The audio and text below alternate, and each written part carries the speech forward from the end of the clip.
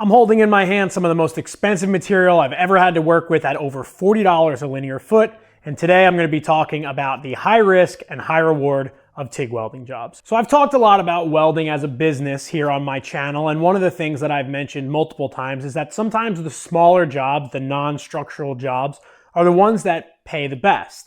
Now, sometimes there's a lot of setup involved and there's a lot of sort of fabricating and jig making. I did a video recently about welding some railings for $2,500 in basically 2 days, and it got a lot of interesting comments, mainly about how I either didn't charge enough or that I charged too much. That I think is interesting because clearly there's a divide in terms of how much you should charge for your time.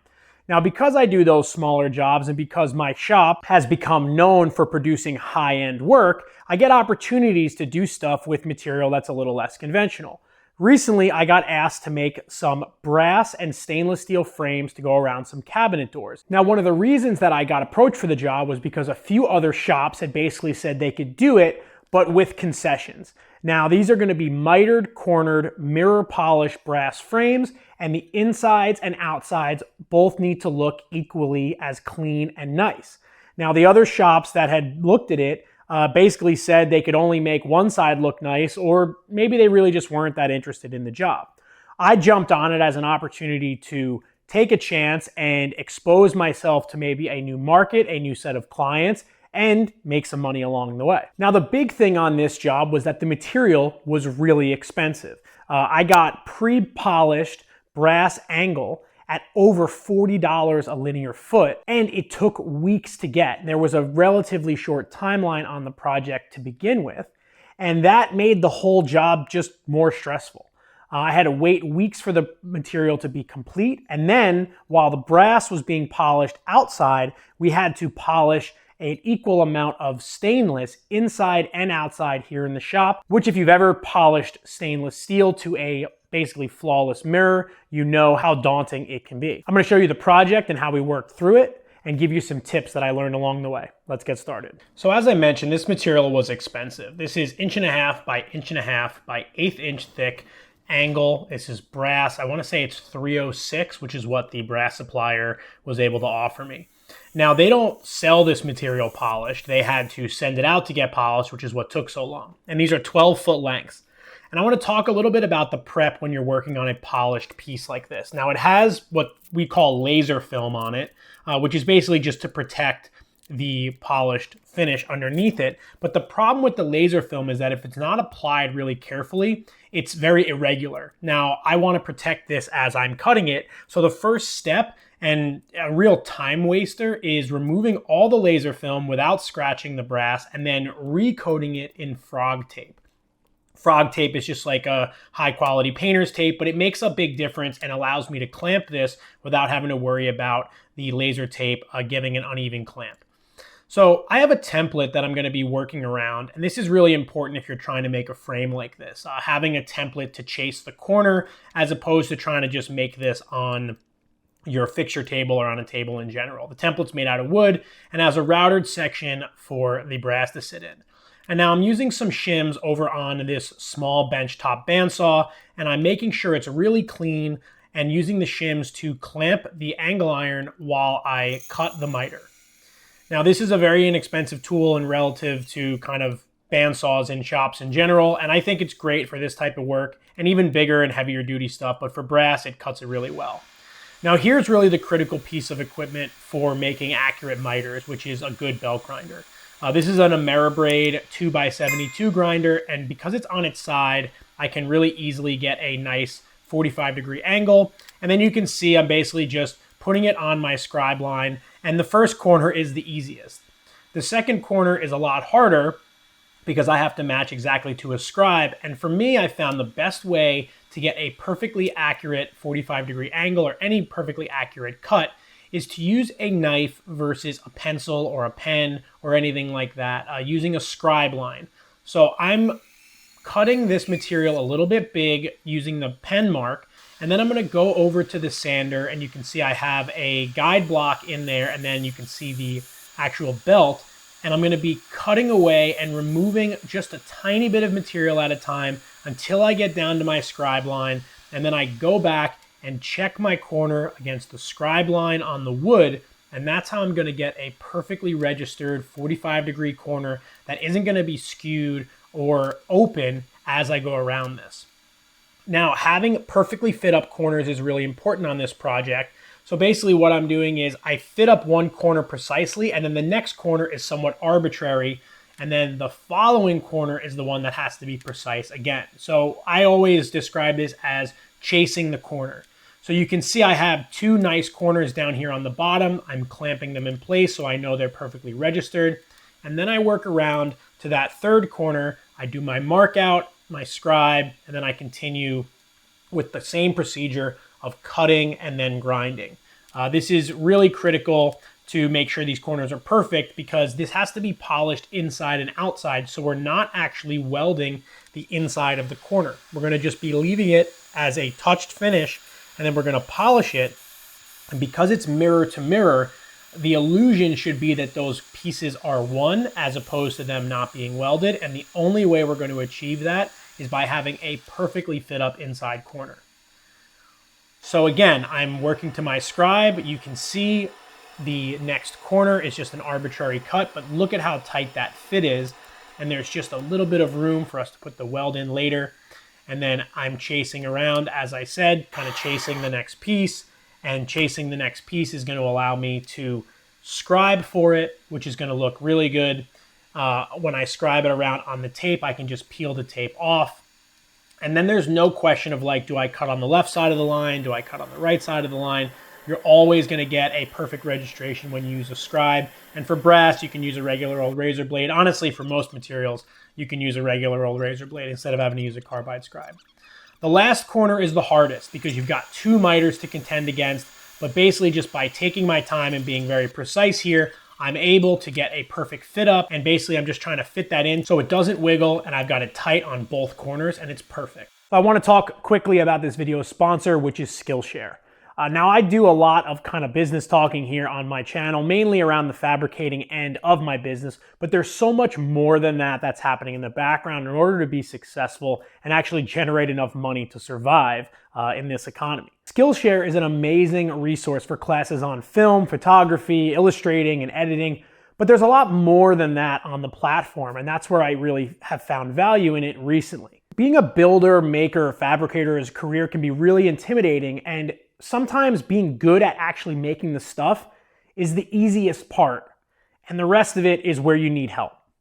Now for me, there's time management, growing my business, and then producing content here on YouTube, which is a big integral part for other people to find out about me in order for me to get jobs like the one I'm sharing in this video. Now, as some of you may know, I actually have a regular job, a 9-to-5 job, on top of running my shop here and all the other things that I do. So learning how to balance both of those things has been a hurdle that I've spent the last 7 years trying to overcome. There is an awesome productivity and time management course on Skillshare that I've been going through, and it's really helped me kind of get outside my own head and learn how best to break up my days, my mornings, and my nights, which is when I work here in the shop, in order to best maximize my time and get the most out of what I've built here.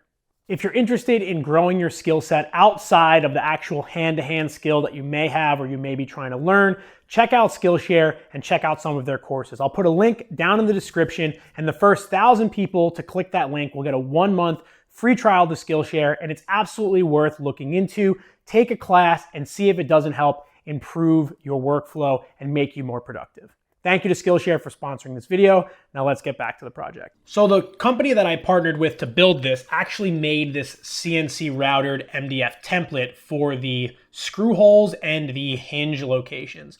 So I figured the best way to transfer these holes was to clamp the template to the frame before it's welded and then punch through the holes and mark out where the hinges are going to be. This is using a cabinet hinge, so I need to actually cut mortises. And again, using the razor blade and tape method here, I'm able to essentially just remove where I'm going to be milling. But before I do that, I'm going to take this drill and countersink combo, which has a nice little stop collar on it, and drill out to countersink for these number 6 screws. Now this is a woodworking tool, but it actually works well on brass. You just have to be careful not to go too aggressively because you can chip the carbide and you can ruin these countersinks and ruin your piece if you go too far. Now we started with number 6 screws, but we actually wound up chasing these up to number 8s because they would get a better grab. But you can see I'm basically just going around, and the big thing here is trying to keep as much of that brass dust away from the project as possible so I don't scratch anything. Once that's done, I head over to the milling machine. Now this is just another kind of level of complexity that a job like this brings, where having a tool like a Bridgeport or a mill will really be helpful. So now with brass, I can mill this at basically full depth, and I can cut these pockets in 2 passes. Essentially what I'm doing here is I know the size of the pocket, and I'm using my digital readout to make sure that I don't overcut it. And I'm essentially going to my scribe line, doing a kind of a roughing pass, leaving a little bit of material left, and then doing a finish pass to make sure that the piece is cut to the exact specification and has a nice finish. Now here's something to look out for, and you'll notice that my end mill is sticking way out of the collet. I didn't realize, but my end mill had been slipping, and right about now I'm going to hit the jaw of my vise, realize that my end mill had been slipping, move it up, and make sure that that collet is nice and tight, and then I can go back for my finish pass. Luckily, I didn't ruin the piece, but look out for that. A lot of times when I'm running the mill, I'm so concerned over the precision of my cut that I lose track of other details, but I made sure to catch that in time, and then I can go and do the third cut, which you got a little bit closer of a view on here. You can see that roughing pass is leaving some material next to where the tape is, and then I'll come back and I'll do the finish pass, which is just taking off that final bit of material, making it really nice. I'll go back and deburr these as well and just make sure they're nice and clean. Now here's the important part, the welding. And honestly, I didn't weld this. I had my friend Matt. Here's his Instagram. You should go follow him. He's an incredible TIG welder. He did the welding on this, and his recommendation and what the client approved in a sample was a silicon bronze filler rod. Now, silicon bronze is not going to match 100% perfect to this brass. I was told afterwards that I could have used a low fuming bronze rod, but I heard it's very tricky, and the silicon bronze wound up working really well. We're using my Lincoln Square Wave TIG 200 welder on this, and Matt set all the settings. You can see the way he's pulsing the pedal to make sure he doesn't burn through that brass. And in the end, with a really nice grind and polish, you can just barely see the discolor between the silicon bronze rod and the brass. This stuff is tricky. I had a hard time. I did the first sample and I wasn't really able to get it perfect, but luckily Matt was able to finesse it. And really the big thing here was we had zero kind of gap between those pieces. So I had to grind in a little chamfer, and you'll see on this first run of grinding down the welds that there is no gap there at all, and we didn't have any issues with the weld or any porosity. Now my process for grinding these welds has to keep in mind that this whole piece needs to be repolished, right? We had everything polished before we started, and we need to bring everything back to that. So I'm using a little 2-inch roll-lock disc from Pferd to grind down the majority of the weld to start, and then I'm actually just using a soft Velcro-backed pad on the grinder with a 220 grit regular wood sanding disc to finesse in the grind and really almost polish it while I'm grinding. I found for brushed stainless or for mirrored brass, this is a great method. The only thing is you use a lot of these sanding discs, especially these little woodworking ones, because as soon as they catch an edge, they basically shred. But the Pferd discs do such a nice job when you're grinding away that initial weld that there really isn't that much cleanup work to do, and it actually winds up being relatively fast, and you can polish back from this pretty easily. Now you can see I'm really just trying to take the weld down. I'm trying to grind as little of the base metal as possible, and I'm also trying to preserve those crisp and sharp corners as best as I can. I'm using a variable speed grinder on a relatively slow speed. For both of these applications, the die grinder is variable speed, and so is the angle grinder. And this is just going to help control that grind, and you can see that's a nice, almost like a brushed finish right away. And then I'm redoing that sort of rounded corner. That rounded corner was not the original intention, but it's what the polisher delivered. And at the end of the day, I actually think it looks really nice, and it was a little easier for us to deal with versus a really sharp corner. So now with all those corners done, we go over to my big 3-phase buffer. Now this is an unwieldy and honestly kind of dangerous and tricky process. And you can see I have the wooden template still screwed to the piece of material here. And I'm essentially using a brown cutting compound on a stiff wheel to try to cut through the sanding marks from the 220 grit sandpaper. And then I go ahead and move to a blue a blue compound on a softer pad to bring up the mirror polish. Now, again, this needs to be polished inside and out, and you can see there's still some tape on there where I was protecting, and eventually that tape needs to come off because the whole piece needs to be polished continuously so that you get a uniform polish across the whole thing. Now, if anybody's ever had to deal with mirror polished bare metal, you know this is a very tricky application. It's very hard to get this stuff looking consistent, but with practice and a lot of patience, you can get there. You really have to be careful with a buffer this size as well, because this thing will send you across the room. The other detail that I wanted to add, which wasn't even specified, was to polish the heads of all the screws. So these are just little brass screws, and now they're all have beautifully mirror polished heads. And then as I mentioned earlier, one of the final details was the inside corner. Now this is the part that the other shops that I had heard bid this job didn't want to do. And I found that the best way to handle these inside corners was with a little rotary tool kind of polishing point. And I'm using the same blue compound that I was using on the buffer. And I'm using acetone and these giant Q-tips that somebody recommended on Instagram to clean all of the polishing compound out from the corner. It's very important that you get all the polishing compound off of a piece like this because it will scratch the material as you go to clean it with a microfiber. Now I'm pulling off all of the tape to reveal the base polish and then doing my best to clean off any residual polishing compound so that we can kind of do our final hand buff and polish to really bring this whole thing together. You'll also notice here that I cut the corners out of the wooden plate that the frame is held to so that I can really get into those corners nice and tight and I can really blend all this stuff together. It was a very laborious process to hold a frame of this size and buff it with both the kind of roughing compound and then the polishing compound. And we had to do 3 of these, 2 in brass and 1 in stainless. Overall though, as difficult as it was, they came out absolutely gorgeous. This is before I did kind of a final hand polish, so you may notice some little hand scratches. And if you look very closely, you can see where we welded it, but look at that mirror polish. You know, you can see all the way up to the ceiling in my shop. You can see me filming this with my phone, and it's really a gorgeous look. These are going to be surrounding walnut doors in bathrooms, and although this was a very challenging and daunting process, I think these things came out beautiful. You can just sort of see the haze of that silicon bronze rod, and it looks awesome. So overall, this project was more challenging than we expected.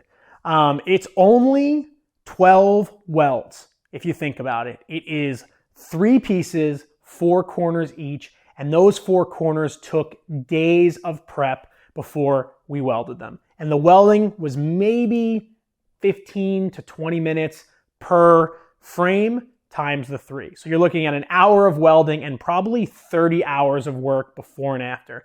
The grinding, the polishing, the finessing after they were done, just cleaning them up, milling, drilling, countersinking. It's a lot of work. That being said, the client seemed thrilled with them, and I'm really happy with the way they came out. The point of this project is less so much for me to make a bunch of money on it and more to expand the portfolio and expand my client list so that when they're looking for something that other shops have already turned down, they don't even bother looking to anyone else and they come straight to me. Now, there's a lot of jobs that I've done here at my shop that were turned down by multiple other shops, and I am typically never afraid to say yes. I'm at least willing to try, at least willing to provide a sample, and I think that that's been one of the reasons why I've been able to be successful here. So for me, the point is the willingness to try and the determination to do a better job and to do a good job is the reason that I get projects like this and the reason that I'm able to do stuff in my shop. So I hope this video was inspiring to you, and I hope you're willing to try something outside your comfort zone and maybe invest in some expensive material if the job calls for it. In this case, high risk, high reward. I think this is going to yield great future projects, and I hope you're there to watch them. Follow me right here on Instagram at Make Everything Shop. Don't forget to check out Matt's Instagram and his business's Instagram here, and I'll put links down in the description. He's an incredible welder, and I wouldn't be able to do a lot of this stuff without his help. Also, check out my friends at Nassau Suffolk Hardware. They actually subcontracted us to do this job, and they always have beautiful stuff in their showroom. If you're in the tri-state area and you're looking for really high-end hardware, if you're an architect or designer, they have the best stuff, and they really know what they're talking about and can make sure you get exactly what you need. I hope you enjoyed this video. I hope you learned something, and I hope you took something away from it. Check out the link below to learn more about Skillshare and sign up so you can take advantage of that free month for the first 1,000 people that click on it. Thanks again for watching. I'll see you on the next video.